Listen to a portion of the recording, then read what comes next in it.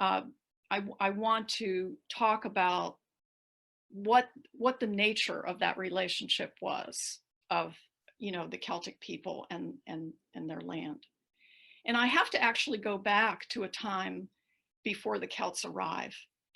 And this is when the tribe that lives in Ireland, which is called the Tuatha Dé Danann, they are a fairy race, a superhuman race who were said to rule for 200 years.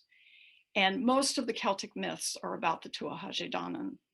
Now you have to understand that in the Celtic way of seeing and being, their mythology is also their history. It happened. And so these aren't just stories. Now, when the Tuatha Dé Danann came to Ireland, they brought with them 4 treasures, and one of those treasures was Lia Fáil. It was also called the Stone of Destiny. And that Stone of Destiny was embedded in the Hill of Tara in the center of Ireland. Now, Lia Fáil had a very unique purpose. And what that purpose was is that it was a voice. It was the mouthpiece of the land. So when the candidates for king would come and stand on Lia Fáil, if the rightful king stood on Lia Fáil, the stone would shout. It would shout its approval. And it was essentially selecting the ruler that it knew that it could work with. What followed was a marriage ceremony. It's called marrying the land. I don't know how much more intimate you can get with the land than that. And during that marriage ceremony, the king would take a vow.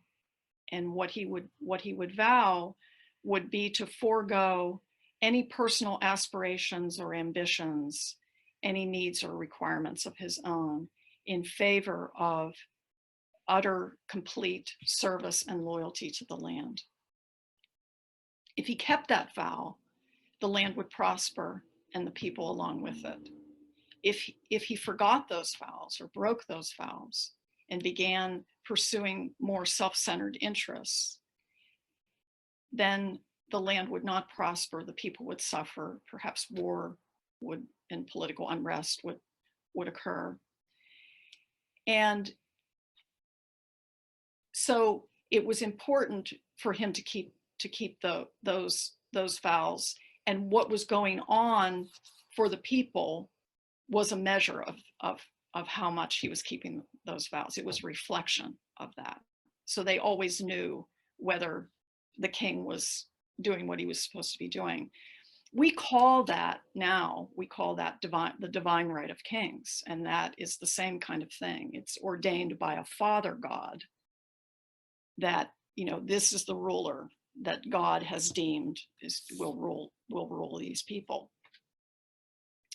But in this time, this was given by a divine feminine presence that lived in the land, that was the land, and was the goddess sovereignty.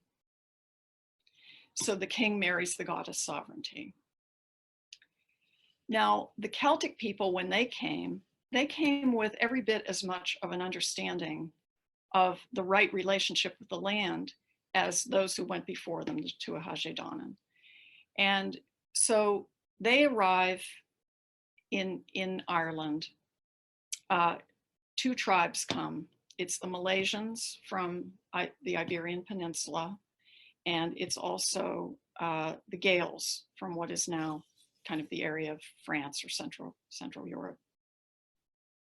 The Malaysians had been there before and had had kind of an unfortunate experience with the Tuatha Dé Danann, and they came back to their settlement on the Iberian Peninsula, and they said, you know what, we're going to go back there and we're going to claim Ireland for ourselves. And so they enlist the help of the Gaels, and they amass all these ships and they descend on Ireland, and they come ashore and they meet with the Tuatha Dé Danann, who say to them, look, we're not prepared for a battle, but we will enlist our druids to cast their worst spells on you. And that's how this battle is going to go. And the leader of the Malaysians, whose name is Amergin, he's a poet, says, okay, here's what we'll do. We'll get in our ships. We're going to head back out to sea. We're going to go out 9 waves. We're going to turn around and we're going to make for shore. And if we can land, then Ireland is ours. If not, then we'll turn around and we'll go home and you'll never hear from us again. So they head out to sea. They go out 9 waves, and the druids come and they begin to cast their spells. And soon the ocean begins to foment and becomes very, very turbulent. And the wind is blowing and howling and ripping, and a thick mist descends. It's a mist that's so thick you can't see the hand in front of your face. And the ships come in to this torrential situation, this chaotic situation. And of course, the ships, they're banging into each other. The ships are sinking, people are drowning, they're crying out, and they say to Amergin, we have to abandon this mission. We have to turn around and go home. And Amergin gets up on the prow of the ship and he calls to the land. And he begins to, in his most poetic voice, he begins to exalt her and praise her beauty and her magnificence. And pretty soon, the sea calms and the wind becomes still and the fog dissipates and lifts. And the ships are able to come ashore. As soon as they get ashore, Amergin gets down on his knees, as any worthy suitor will, as he's speaking to his beautiful woman. And he gets down on his knees and he introduces himself to her. He says, I am the wind that blows across the sea. I am a wave of the deep. I am the roar of the ocean. I am a ray of sunlight. I am a hawk on a cliff. I am the stag of 7 battles.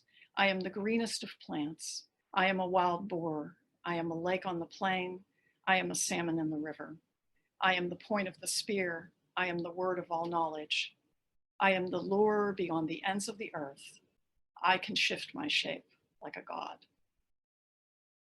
So this is him giving her his CV.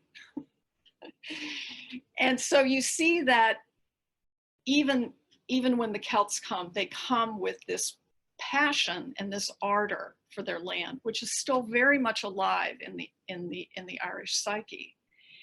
When the Romans would fight the Celts in battle, they were mystified by why the Celtic warriors would fight as they did. They felt that they were incredibly careless and had very little regard for their own safety and protection, and extremely reckless, with fighting with absolutely no strategy whatsoever. But the Celts were going for a much higher goal here. To them, the land was not the platform or the arena in which a battle between 2 armies was taking place and the best team win.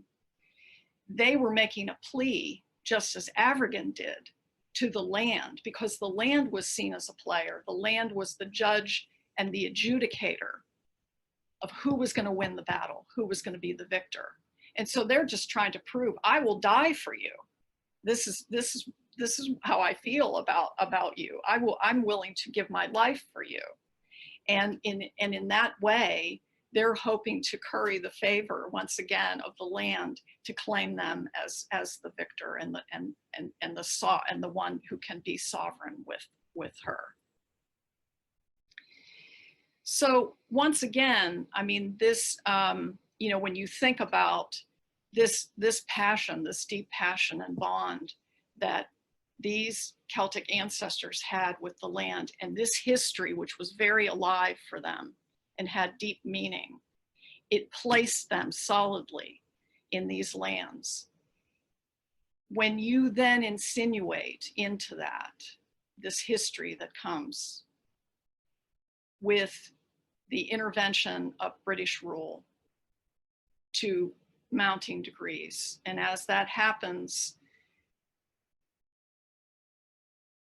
agrarian life becomes less and less sustainable, because there's through taxation and through appropriation of the land itself, the people begin to shift and have to, migrate, and there's poverty. People can't sustain themselves. And then what happens, of course, is the famine of the 1840s. During the famine, 1 million people die during the famine. 2.5 million people emigrate. Ireland loses half of its population.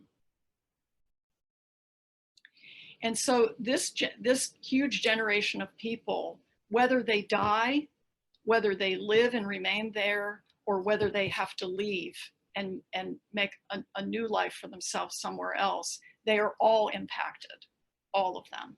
And that is what is coming down through the Celtic DNA, is still the living trauma of that experience, despite the fact that it happened, three or four generations ago.